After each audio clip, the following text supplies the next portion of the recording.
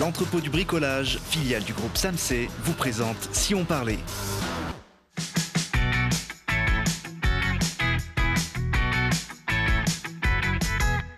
Parce que c'est important de regarder aussi ce qui se passe près de chez nous. Télé Grenoble vous donne la parole tous les jours du lundi au vendredi.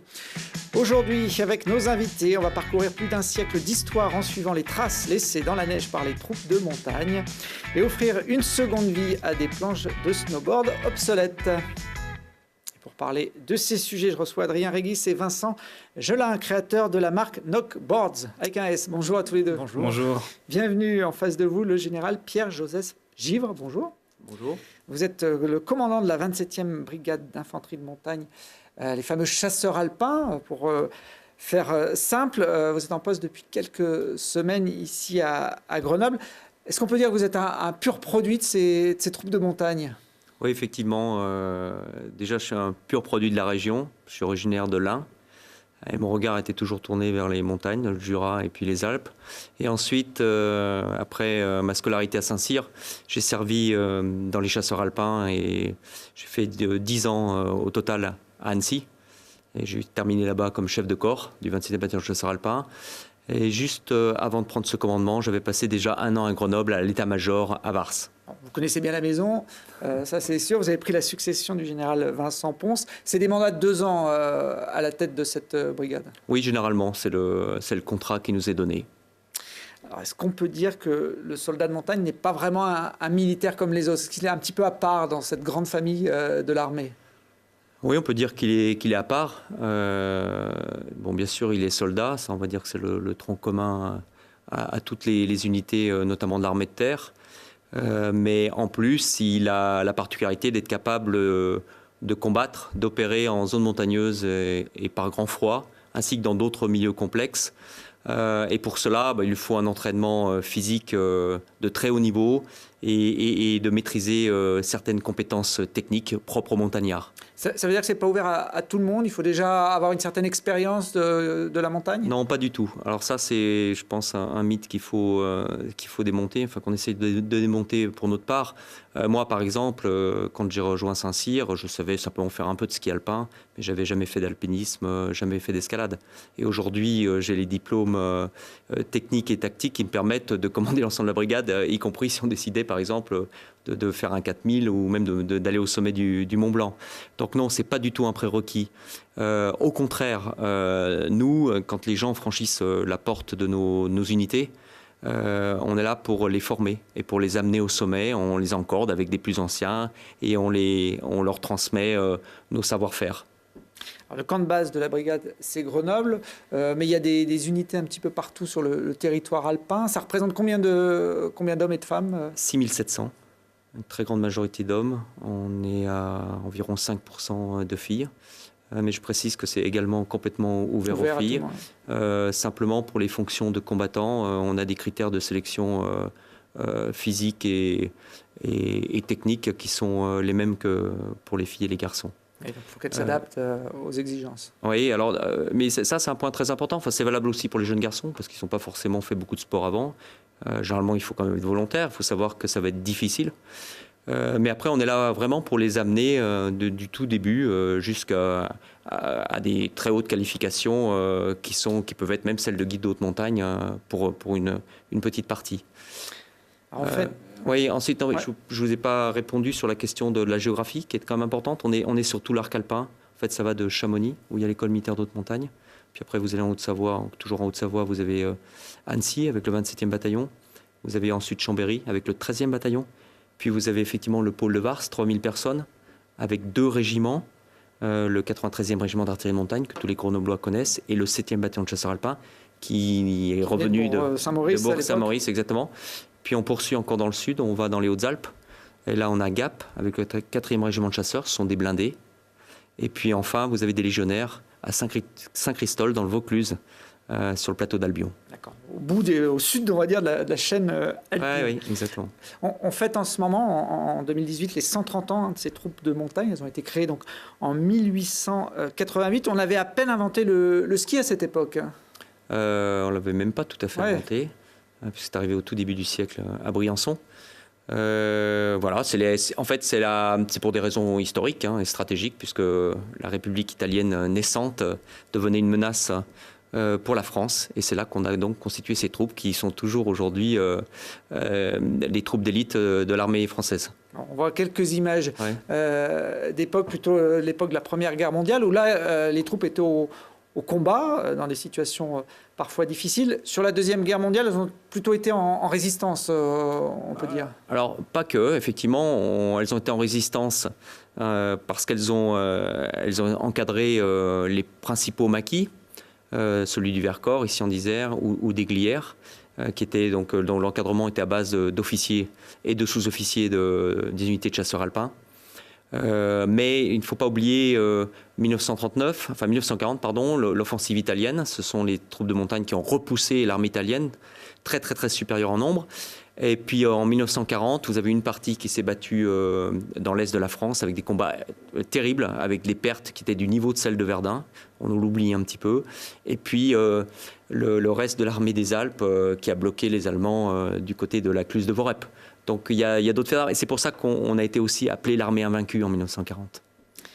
Ces faits d'armes, on peut les retrouver dans ce livre, Soldats de montagne, qui est sorti à l'occasion de ce 130e anniversaire aux éditions Glénat. On y retrouve à la fois l'histoire, mais aussi des belles photos. C'est signé Guillaume Desmurs. L'esprit de cordée au service de la France, c'est la devise encore aujourd'hui du soldat de montagne? Oui, c'est une des devises. Moi, aujourd'hui, je dis plutôt l'élite pour tous. Ça revient à la préoccupation que j'avais de dire que c'est bien sûr assez accessible à tous ceux qui sont volontaires. On peut venir chez nous. Voilà. Ensuite, ce qui est le point particulier, c'est qu'effectivement, on est comme l'une des 7 brigades interarmes de l'armée française. Donc, on est une brigade qui compte beaucoup. Une brigade, c'est donc 6700 hommes. Et au service de la France, oui, c'est très clair, parce que vous nous voyez sur les opérations Sentinelle, et puis vous nous voyez sur tous les théâtres d'opérations extérieures. Alors, on vous voit aussi dans nos montagnes. On a l'habitude, quand on se promène dans les massifs alpins, de croiser de temps en temps des chasseurs alpins. Là, ce sont des images un peu particulières. C'est un exercice que vous menez une fois par an du côté du col du Galibier, un entraînement grandeur nature et à balles réelles. C'est ça, avec des tirs réels, avec toutes nos capacités. Ça veut dire du fusil d'assaut jusqu'au canon de char et au canon d'artillerie. Également avec des hélicoptères d'attaque de l'armée de terre, et puis avec l'aviation, que ce soit de l'armée de l'air ou l'aéronavale. Comment on fait pour sécuriser une zone comme celle-là, quand on tire avec des vrais obus ou des vraies balles? En fait, on est sur un secteur qui est répertorié comme étant un champ de tir temporaire. Donc déjà, on a tous les agréments, bien sûr, préfectoraux et l'accord de la commune. Ensuite, on fait une grande campagne d'information préalable. Et puis, le jour des tirs, on a des observateurs qui sont installés sur tous les points hauts. Et plus des drones qui survolent la zone. Et puis à la moindre alerte, évidemment, on stoppe les tirs. On n'a jamais eu d'accident ou d'incident. Voilà, j'espère que ça continuera comme ça. En tout cas, la sécurité des randonneurs et de nos hommes, bien sûr, une priorité. Alors, vous vous entraînez dans des conditions montagnardes, des conditions hivernales, et pour autant, vous le disiez, vous êtes capable d'intervenir sur d'autres terrains d'action, et notamment en Afrique, où les troupes ont souvent été en première ligne également dans des conflits.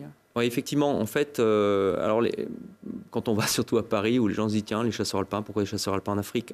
En fait, ce qu'il faut bien comprendre, on est un peu comme un médecin, c'est-à-dire qu'on a un tronc commun de compétences, et puis on a une spécialité qui nous différencie des autres. Donc le tronc commun de compétences, c'est ce qu'on appelle, nous, le combat interarmes. Et nous sommes capables de combattre sur n'importe quel terrain, que ce soit le désert, zone de forêt, zone urbaine. Et puis, on a une capacité différenciante. Ça nous différencie de toutes les autres unités de l'armée de terre française, et même de beaucoup d'autres armées professionnelles dans le monde. C'est qu'on est capable de combattre en zone montagneuse et en zone grand froid. Par à la fois l'autonomie que chaque soldat a. Donc c'est pour ça qu'on lui fait passer des brevets particuliers. Et puis la capacité du commandement à manœuvrer dans cette zone, à prendre en compte les considérations du milieu, qu'il faut d'abord dominer avant d'espérer dominer l'ennemi, et ensuite les conditions spécifiques de la manœuvre. Là, on voit un entraînement justement en zone plutôt urbaine, des théâtres d'opération que vous pouvez retrouver sur les conflits qu'on peut avoir aujourd'hui à gérer. En 2019, d'ailleurs, vos troupes seront sur plusieurs fronts. Oui, plus de la moitié de la brigade est réengagée en opération. Alors d'abord, il y a un premier théâtre d'opération, enfin, si on peut dire comme ça. C'est d'abord en France, puisque l'opération Sentinelle continue, et que nous serons mobilisés pour les fêtes de fin d'année partout, et notamment à Paris, mais également à Grenoble.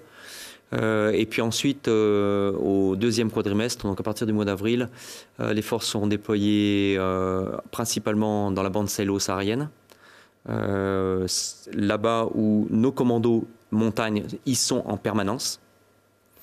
Donc là, ils seront rejoints par 3 groupements tactiques.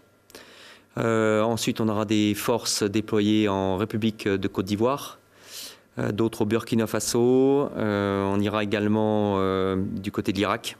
Toujours des endroits un peu chauds. Ouais, un peu chaud, hein, exactement, chaud à tout point de vue. Et puis, on a différents déploiements dans les territoires et départements d'outre-mer français. Là, on fait plus semblant sur ces théâtres-là. C'est des balles réelles, mais on est dans des conflits. Oui, mais en fait, on ne fait jamais semblant. C'est probablement peut-être aussi... Enfin, personne ne fait jamais semblant. Mais la montagne nous impose d'avoir d'emblée des réflexes de préservation de nos soldats, des réflexes de sûreté et de sécurité. Donc nous, on ne fait que transposer sur ces théâtres d'opération les mêmes techniques, tactiques et procédures qu'on applique en temps de paix. Bon. Avant 2019 donc, et ce déploiement sur différents théâtres d'opération, il y a quelques actualités qui arrivent. Le 18 octobre prochain, il y a le prix du soldat de montagne qui est remis à Grenoble. Effectivement, c'est un prix qui est remis par la Fédération des soldats de montagne, Fédération pour le rayonnement et l'entraide des soldats de montagne, qui sera remis à une personnalité civile et à une personnalité militaire qui ont agi pour le rayonnement des troupes de montagne. Donc je ne connais pas encore le on ne va pas le dévoiler avant le 18 octobre, sinon. Voilà, c'est des événements intéressants parce que c'est à Grenoble. Et moi, je voudrais souligner que nous, on ne ferait rien à Grenoble sans la société civile, sans vous, qui m'invitez aujourd'hui pour parler de notre métier. Et bien sûr, sans les élus, sans la mairie de Grenoble qui est très présente, sans le conseil départemental, le conseil régional. Voilà, c'est un point important. Voilà, nous, on émane de la nation et on n'est rien sans la nation. Notre légitimité, elle vient de vous tous. Bon, puis je précise qu'à Grenoble, il y a justement le musée des troupes de montagne qui se situe au sommet de la Blastie, qui peut se visiter tout au long de l'année avec une expo permanente. Exactement, et avec des expos qui seront renouvelées, puisque l'année prochaine notamment, nous comptons commémorer les 10 ans d'engagement des troupes de montagne en Afghanistan. Les 10 ans en Capissa plus particulièrement. Allez, je me tourne vers Adrien et Vincent. Est-ce que vous avez fait votre service militaire, messieurs? Non, on est trop jeune. Trop jeune? Ouais, juste une journée d'appel. Bon. Bon, bah alors ça ne peut pas être des recrues potentielles. Général, je suis désolé. Ah bah si, au contraire. Si, ils ont tout à apprendre. Oui. Non, mais enfin, je me permets sur la parole, mais nous, on interagit beaucoup avec, je vous dis, la société civile et les entreprises, puisqu'on a de nombreuses actions là en cours. Notamment, on veut beaucoup plus digitaliser le quotidien de nos soldats, améliorer leurs conditions de vie, mieux les connecter. On est très très bien connectés quand on est en opération. Mais vous savez, le monde militaire est un peu à l'écart peut être à l'écart puisque les quartiers sont fermés, ils ne sont pas ouverts à tout le monde. Et voilà. Et donc moi j'ai beaucoup de projets avec les entreprises grenobloises, avec les startups, voilà, parce que préalablement j'avais beaucoup travaillé sur l'innovation, qui est aujourd'hui une des grandes politiques du ministère des Armées. Si vous voulez développer la pratique du skateboard, par exemple, à la caserne de Vars, vous avez 2 interlocuteurs qui vont pouvoir vous aider, puisque Adrien et Vincent ont créé une marque, Nock Board, une marque de snowboard. Nock, ça veut dire quoi? Skateboard. De skateboard, oui, pardon. Oui. Je risque de faire la confusion, pas de forcément. souci, c'est vrai que c'est... Nock, ça veut dire quoi? Nock, c'est la contraction de Not OK. Et dans l'industrie, quelle que soit l'industrie du sport, nous on vient de l'industrie du sport, NOC c'est ce qu'on marque sur les produits qui sont non conformes. C'est-à-dire que lorsqu'il y a un défaut qualité, quel qu'il soit, et qu'on doit sortir le produit de la production, de la chaîne de production, on marque NOC dessus, qui veut dire Not OK, et c'est sorti. Et en fait ça n'arrivera pas sur le marché, et c'est ce qui devient notre matière première. C'est pour ça que le nom de la marque s'appelle NOC. Alors, vous avez travaillé tous les deux pendant de nombreuses années dans l'industrie du ski, du snowboard, chez Rossignol, hein, le grand fabricant isérois. Vous étiez tous les deux ingénieurs là-bas et vous avez vu partir de nombreuses planches de snowboard, notamment NOC, non conformes à la déchetterie. Et c'est ça, Vincent, qui vous a donné l'idée de créer votre entreprise. Oui, exactement. Comme vous le disiez, donc, Adrien travaillait 10 ans, moi 6 ans chez Rossignol. Et tous les ans, on jetait des dizaines de planches à poubelle parce que c'était des prototypes qui ne fonctionnaient pas, ou alors c'était des produits qui allaient sur neige et qui revenaient après quelques séances d'utilisation et qui avaient un petit problème de fabrication ou quelque chose comme ça. Et du coup, à force, on a décidé de récupérer toutes ces planches et d'en faire des objets quelconques. On a fait des étagères en interne, on a fait Adrien un miroir chez lui, une échelle fait en snowboard également.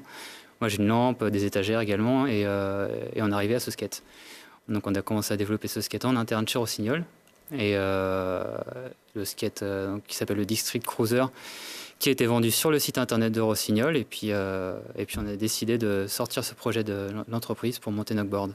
Donc là, le skate que j'ai dans les mains, ça a été une planche de snowboard. Exactement. C'est ça, ouais. C'est sa deuxième vie sur roulette. C'est ça, c'est que des snowboards qui ont un défaut quelconque, qui sont censés partir en déchetterie, donc qui ont un défaut de fabrication, un défaut esthétique, ou tout simplement qui ont été utilisés quelques années et qui reviennent après leur première vie. Alors, le recyclage, on va dire que c'est dans l'air du temps, dans différents domaines. Vous avez lancé, vous, pour financer ce projet, une campagne de financement participatif sur la plateforme Ulule. On voit d'ailleurs le clip, les images que vous aviez mis en parallèle de cette campagne pour inciter les investisseurs à vous faire confiance. Ça a plus que cartonné, Adrien. Hein. Oui, ça a bien marché. Nous, on avait prévu, donc c'était au mois de juin, ça s'est passé au mois de juin, on avait un objectif de 8 000 euros. Donc on estimait qu'il y avait peut-être potentiellement 8 000 euros en faisant de la prévente en fait, sur les skates. Et en fait, ces 8 000 euros, on les a atteints dès le premier jour de la campagne. Donc sur une campagne de 30 jours. C'est vrai que ça a été un gros succès. Il y a eu beaucoup d'engouement, beaucoup de gens qui étaient hyper motivés par le produit, par le projet. Ça nous a beaucoup rassurés sur le fait qu'on était dans la bonne direction, en tout cas sur ce projet. Vous avez dépassé même les 20 000 euros à l'issue du mois de campagne. Il va falloir fournir après tous ceux qui ont misé sur vous.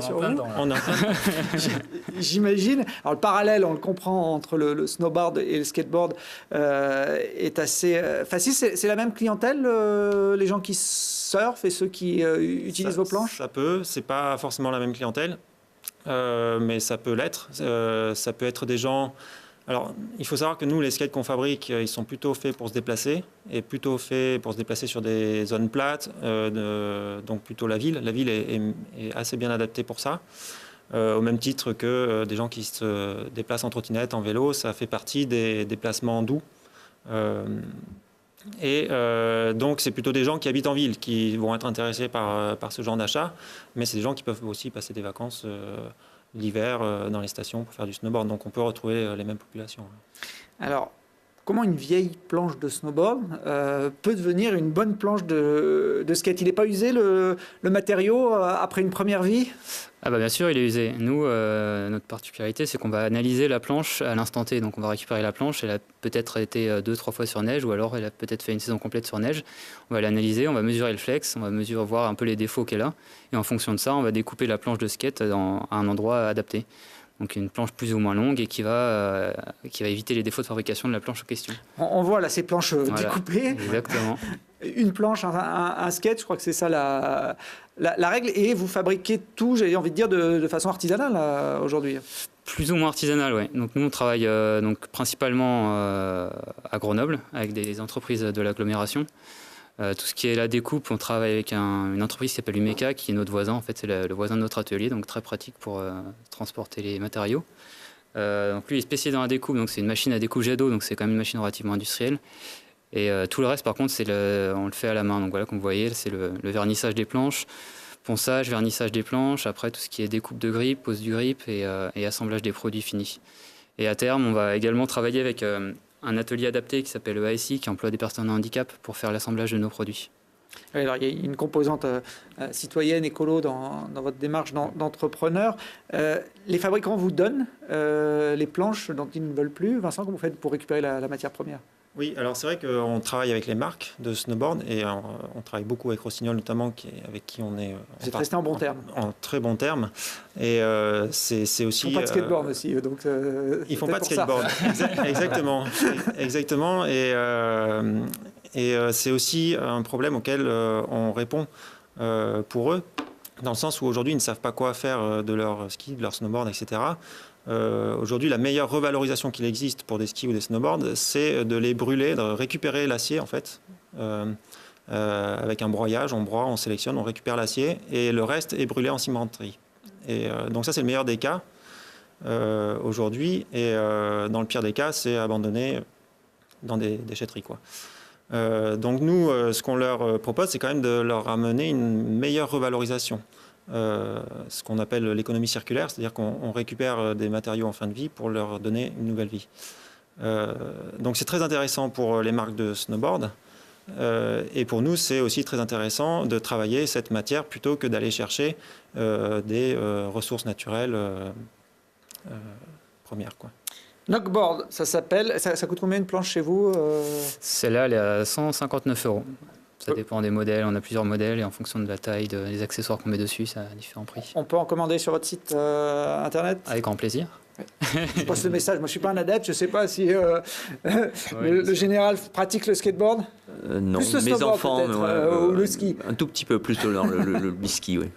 Bon. Mais pour les jeunes, c'est sympa, pour se déplacer. Pour se déplacer dans les casernes, pour aller chercher le pain.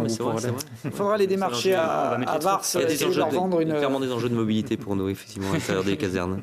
Bon, puis je sais que vous avez d'autres axes de développement recyclant ce type de matériaux. On aura peut-être l'occasion de refaire une émission avec vous quand l'entreprise aura pris son ampleur. Vous serez ce week-end à Annecy sur le High Five Festival, qui est un festival qui réunit tous les amateurs de glisse. Et on pourra aussi découvrir vos produits à Grenoble au début du mois de novembre. C'est ça, au Snow Garden Festival. Donc c'est 2 événements de la glisse qui montrent essentiellement des films sur des films de ski ou de snowboard des pro-riders qui étaient sur la saison dernière. Et en même temps, il y a tout un tas d'animations sur ces festivals. Et nous serons au High Five avec Mountain Riders, qu'on soutient. C'est une association en fait, qui fait de la sensibilisation à la protection de la montagne. Et nous serons avec eux au High Five sur leur stand pour animer tout un tas de belles surprises. Et il y aura sûrement une planche à gagner aussi. En plus. Ah ouais. Ben voilà. Il faut venir. Allez, on termine cette émission. On va continuer à parler d'argent et de bonnes idées avec les budgets participatifs.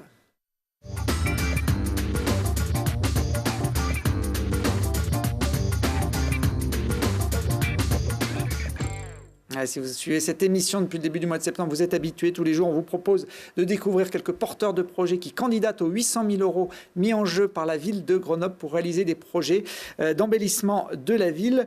Et celui qui vient devrait vous intéresser. Alors bonjour, je suis Anna, représentante de ce projet. Donc ce projet, c'est de faire une aire de glisse urbaine sur l'anneau de vitesse, qui est une sorte de skatepark.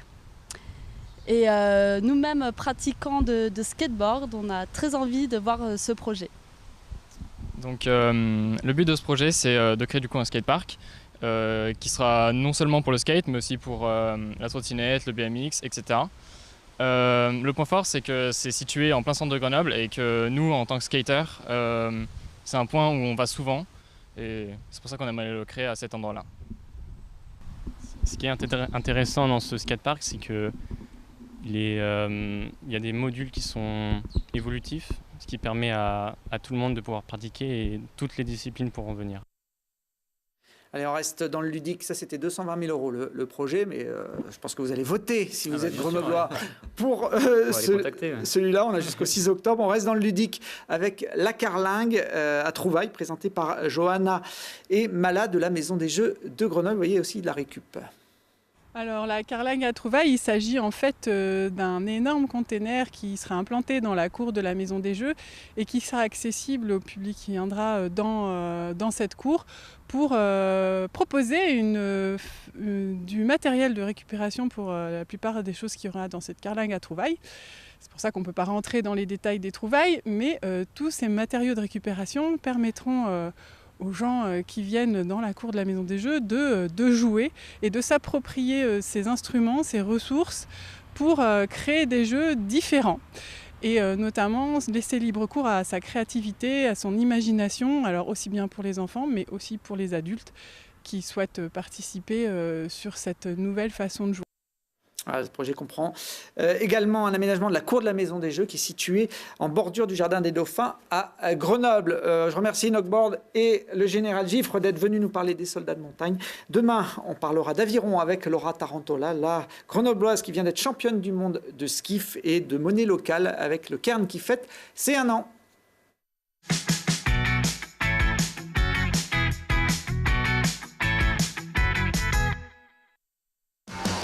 L'entrepôt du bricolage, filiale du groupe SAMC, vous a présenté Si on parlait.